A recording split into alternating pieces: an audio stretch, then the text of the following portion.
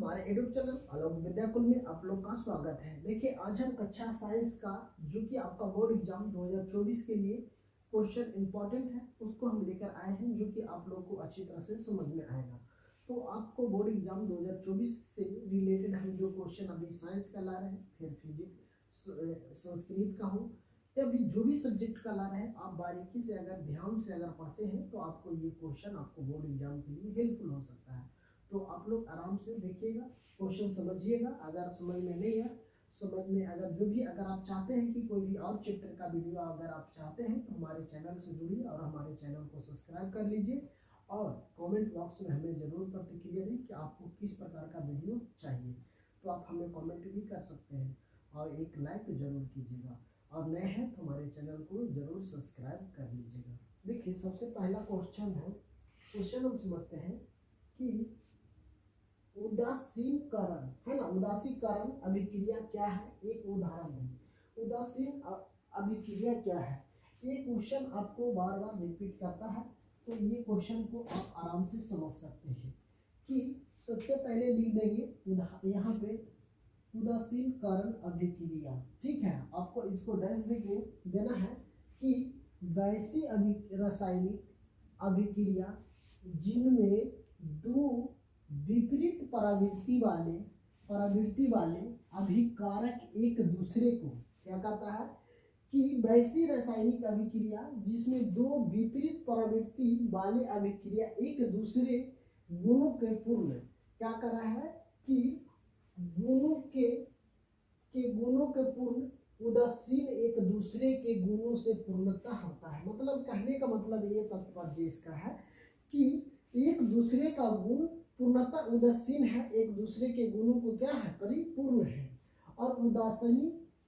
उदासीन एक दूसरे के गुणों को पूर्णता उदासीन कर देता है। मतलब अगर हम मान ले जाए कि एक अभिक्रिया से दूसरे अभिक्रिया को कराते हैं तो उदासीन कर देते हैं, है ना, उसी को हम क्या बोलते हैं उदासीनीकरण अभिक्रिया कहलाता है। ठीक है, जैसे मान ले जाए अम्ल और भस्म के बीच होने वाली अभिक्रिया उदासीनीकरण अभिक्रिया का उदाहरण है। जैसे देखिए NaCl, ठीक है, NaClOH प्लस OHCl, अगर इसको अगर हम अभिक्रिया कराएंगे तो अभिक्रिया हम कराएंगे इस देखिए NaOH, मतलब कि इससे हम अभिक्रिया करवा देंगे तो हमको क्या बन जाएगा NaCl प्लस H2O, है ना, क्या बन जाएगा NaCl और प्लस H2O बन जाएगा। ठीक है, अगर हम अभिक्रिया करवाते हैं तो क्या होता है उदासीकरण होता है, उदासीन होता है।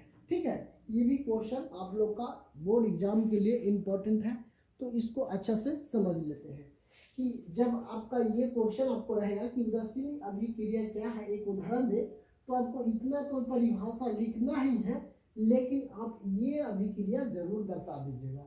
अगर जब ये अभिक्रिया दर्शा देते हैं तो अगर क्वेश्चन अगर आपको कॉपी जांच होता है तो पता चलता है कि अच्छे से मतलब पढ़े लिखे तो आपका ज़्यादा नंबर आने का चांसेस होता है। ठीक है, नंबर कहीं ना कहीं अभिक्रिया नहीं लिखने के कारण ही नंबर कट जाता है।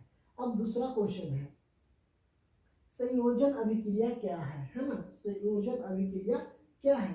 तो संयोजन अभिक्रिया ऐसे अभिक्रिया जिसमें दो या दो से अधिक अभिकारक मिलकर एकल क्या करता है एकल उत्पाद का निर्माण करता है, उसे हम संयोजन अभिक्रिया कहते हैं। किसको बोलते हैं, ऐसी अभिक्रिया जिसमें दो या दो से अधिक मिलकर एकल उत्पादन का निर्माण करता है, उसे हम क्या कहते हैं संयोजन अभिक्रिया कहते हैं। जैसे में हम समझ लेते हैं ऐसी अभिक्रिया जिसमें दो या दो से अधिक अभिकारक मिलकर एकल उत्पाद का निर्माण करता है, उसे हम संयोजन अभिक्रिया कहते हैं। जैसे देखिए CaO बुझा हुआ चूना, ठीक है, हाइड्रोजन के साथ अगर H2O के साथ अगर मिला देते हैं तो इसमें क्या होता है, ये ClH calcium hydrogen oxygen hydrogen को 2, मतलब इसको हम अभिक्रिया करा देते हैं तब बुझा हुआ चूना बन जाता है। ठीक है, तो ये अगर ये फॉर्म आप इतना परिभाषा लिखते हैं तो ये आपको इतना आपको बताना अनिवार्य है। ठीक है, तो अगर आपको पूछा जाएगा कि संयोजन अभिक्रिया क्या है, तो आप लिखिएगा ऐसी अभिक्रिया जिसमें दो या दो से अधिक अभिकारक मिलकर एकल उत्पाद का निर्माण करता है उसे हम संयोजन अभिक्रिया कहते हैं। आपको ये समीकरण दर्शा देना है। तो आप समीकरण समझ गए हूँ कि समीकरण आपको 1 से 2 बार देखिएगा तो ये समझ में आ जाएगा। आप कॉपी पे आप लिखिएगा, मतलब 1 से 2 बार कॉपी पर भी लिखिएगा तो आपको ये याद हो जाएगा। ठीक है, तो अब हम समझ लिए उदासीनीकरण अभिक्रिया क्या है, एक उदाहरण दे, और एक संयोजन अभिक्रिया क्या है इसको भी हम समझ लिए कि अगर संयोजन अभिक्रिया की बात करते हैं तो संयोजन अभिक्रिया को परिभाषा करते हैं तो लिखेंगे ऐसी अभिक्रिया जिसमें दो या दो से अधिक अभिकारक मिलकर एकल बंधन का निर्माण, एकल उत्पाद का निर्माण करता है उसे हम संयोजन अभिक्रिया कहते हैं। ठीक है, अब मेरा तीसरा क्वेश्चन है कि विद्युत विभव को परिभाषित करें और इसका एसआई मात्रा लिखें। ठीक है, विद्युत विभव को परिभाषित करें और उसका एसआई मात्रा लिखें। तो विद्युत विभव होता है क्या, तो विद्युत विभव को हम क्या कहते हैं इसको हम समझ लेते हैं। विद्युत विभव विद्युतीय क्षेत्र के अंदर एकल धन आवेश को अनंत से किसी बिंदु तक लाने में जो कार्य करता है उसे हम क्या कहते हैं, विद्युतीय विभव कहते हैं। ठीक है, उसे हम क्या कहते हैं, विद्युतीय विभव कहते हैं। कहने का मतलब यह है कि विद्युत विभव किसको कहेंगे, विद्युतीय क्षेत्र के अंदर एकल धन आवेश को अनंत से किसी बिंदु तक लाने में जो कार्य करता है, मतलब जो काम करता है या कार्य करना पड़ता है उसे हम विद्युतीय विभव कहते हैं।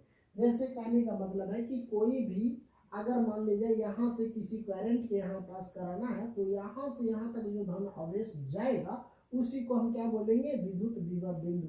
जैसे ए बिंदु से गया बी बिंदु तक गया, इसी को हम क्या बोलते हैं, विद्युतीय विभव कहते हैं। इससे हमें भी से सूचित करते हैं। अगर इसका सूचित करने की बात की जाए तो इसको हम भी से सूचित करते हैं। इसका एसआई मात्रक होता है V बराबर ओमेगा बटा Q होता है। इसका एसआई मात्रक वोल्ट होता है। इसका एसआई मात्रक क्या होता है, वोल्ट होता है।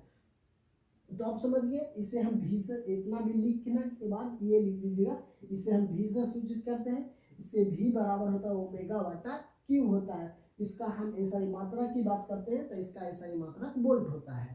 ठीक है, तो ये 3 क्वेश्चन जो हम आपको बताए हैं ये आपका 2 नंबर में क्वेश्चन पूछा जा सकता है, या पूछा गया है या पूछा जा सकता है 2024 के एग्जाम में। तो आप इसको 1 से 2 बार जरूर देखिए।